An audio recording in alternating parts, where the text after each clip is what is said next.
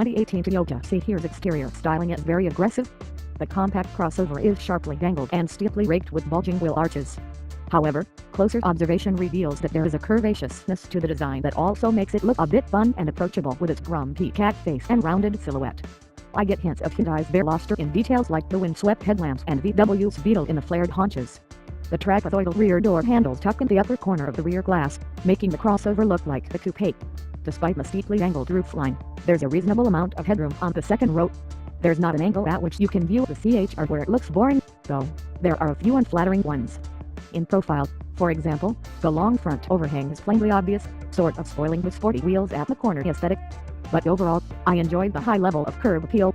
I should also note that the CHR is a car that wears color well, so don't be afraid to go bold when choosing yours.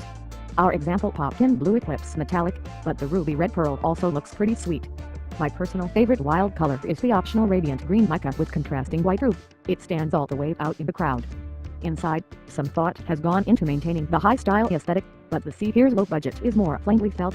There are lovely details, like a sculpted pattern in the headliner, but mostly I was disappointed by the hollow and cheap-feeling plastic that makes up most of the cabin surfaces.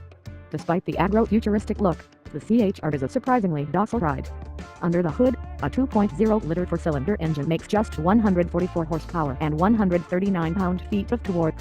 The only transmission available is a continuously variable one. Toyota CBS features Sport, Normal, Manual and Eco programs, and the only configuration available is front-wheel drive. Those looking for high performance or wanting to use the CHR to get to outdoor activities may find it a pretty disappointing loadout, particularly the lack of all-wheel drive. However, the CHR performs well enough within its limitations. The Seahir does a pretty good job of making the best use of the torque on hand, delivering good around-town pet even as it gives up a bit of off-the-line responsiveness.